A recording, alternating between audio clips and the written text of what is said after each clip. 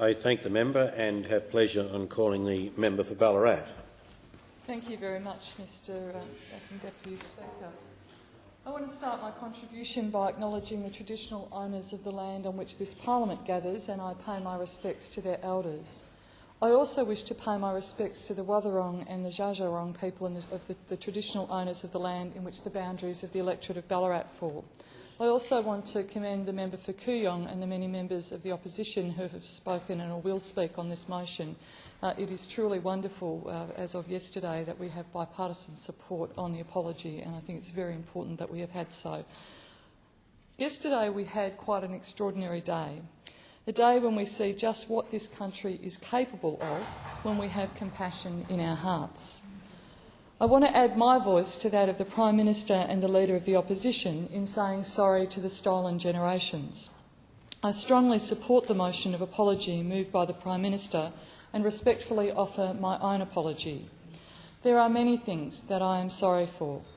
I am sorry that it has taken this Parliament so long to formally acknowledge the harm done to you and successive generations of your family. I am sorry that the successive laws of parliaments and governments inflicted such pain, suffering and grief on you. And I'm sorry that these policies led to the shattering of families, to many of you never having known where you come from and not having the love of your families to guide you. Yesterday, the government honoured its commitment made not just during the election campaign but in successive ALP policy platforms to offer an unreserved apology to the stolen generations. I know that there are people in the community who do not quite understand why yesterday was so necessary if we are to move forward as a nation. And I encourage everyone, if they get the opportunity, to read the Bringing Them Home report that details what happened to the stolen generations. The key findings of this report, and this report is now 10 years old, 10 years ago this report came out, where it stated that nationally between 1 in 3 and 1 in 10 Indigenous children were forcibly removed from their families between 1910 and 1970. Indigenous children were placed in institutions, church missions, adopted or fostered, and were at risk of physical and sexual abuse. Many never received wages for their labour, and welfare officers failed in their duty to protect Indigenous wards from abuse. This is in a report that's 10 years old. These children were not removed from their families on the basis that they were victims of abuse, although there may be some cases that were. They were removed from their families solely on the basis of their race. As the Prime Minister asked us yesterday, imagine if that were you. This is not some distant event that happened in the dim, dark past of Australia's history. Children were being removed under various assimilation policies as late as 1970. It has occurred within living memory of this generation. My own district played a part. The 4 children's institutions in Ballarat, Nazareth Babies Home, Ballarat Babies Home, Ballarat Orphanage and St Joseph's, were all recipients of stolen generation children, many of them coming from as far away as Gippsland. And I am ashamed to say that as a 20-year-old working in what was the Ballarat Orphanage, I didn't know the history it played for this generation of children, and I would like to add an apology for my ignorance and my lack of curiosity to find out about the history of the institution I used to work in. Some of the stories of the stolen generation children who were placed in Ballarat Orphanage are contained in a local publication called Faded Footprints, Walking the Past, produced by the Ballarat Aboriginal Co-op. The artwork on the cover of this terrific publication signifies all of the different communities in which people were taken from across Victoria to the centre to Ballarat. And the footprints in that illustration, which is done by a fantastic local artist, Marley Smith, slowly fade as they leave their communities and move in towards the Ballarat orphanage, to show that their culture was slowly fading as they moved into the orphanage, because there was no teaching or training or acknowledgement of Indigenous culture once the children were placed within that institution. Many of the children now, who are some of them elderly, some of them in their late 40s, say that they still, many of them to this day, are still learning about their culture and their heritage. One of the children whose story is told in this wonderful publication, was here in Parliament yesterday, Murray Harrison, or Uncle Murray as we know him at home. Murray has given me a copy of the book to present to the Prime Minister, and inside it he's inscribed, "On behalf of my sisters and myself, please accept this gift." Murray's story is like so many others. Murray was living with his uncle and aunt in Bruthen in Gippsland after his mother passed away, leaving his father to care for 7 children. One day, when his auntie Dora was out picking peas, she was a seasonal fruit picker, and his uncle Stuart was working in the axe handle factory, some men came.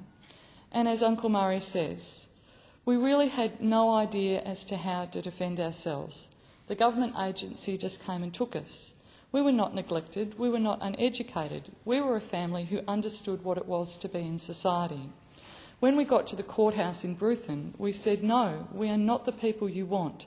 And they just, with a stroke of a pen, said, 'Well, we'll change the name,' and that was it.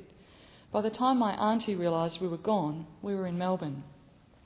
Murray and his 2 sisters were then taken to Melbourne to the Royal Park Children's Homes, where they were separated. Murray was put in what he describes as a cell. Murray says, "When you're 10 years old and you've never been shut in and you go into a dark room and the door is shut on you, well, 60 years later I can still hear that rotten door shutting." I caught up briefly with Murray yesterday, and I think it speaks so enormously of his incredible generosity that the first thing he said to me when he saw me yesterday was "thank you." It was very humbling. It is us who should be thanking Uncle Murray for being so patient with our ignorance of what happened to him and many like him. I hope yesterday goes some way to silencing the echoes of that shutting door for Uncle Murray. But I know that words alone cannot change what happened to him. There are many other stories in Faded Footprints. Karen Atkinson, who was taken into care at a very early age, spent 10 years in the Ballarat orphanage, and at the age of 15 was sent out to work and fend for herself. Her mother died 3 weeks prior to her leaving the orphanage, so she never saw her again. She did have some contact with her father throughout the remainder of his life. And Ray Fennell, "The first time I went there," she says, "it was like being put into some other strange environment again, which was a bit scary because you've got different people and you weren't sure what you can and you can't do." There is Faye Thorpe's story, Nancy Pert's story, Lloyd Clark's story, many stories of Indigenous people who came from a long way away in Victoria to Ballarat Orphanage, and who then have ended up settling in Ballarat. Diane Clark describes, "So they bailed us up there and took the parents, dragged them off, kicking and screaming around to our window. And they were fighting. Our parents were putting up a good fight. Our mum was real little, but was fired up and was fighting for her kids. And I remember seeing the police just giving it to her, just punching her on the ground." You can imagine the desperation of these parents as their children were being taken. These stories are just a very small number of the stories of Indigenous people of stolen generations who ended up in Ballarat and in the Ballarat orphanages and institutions in my electorate. I wish to formally acknowledge them here today.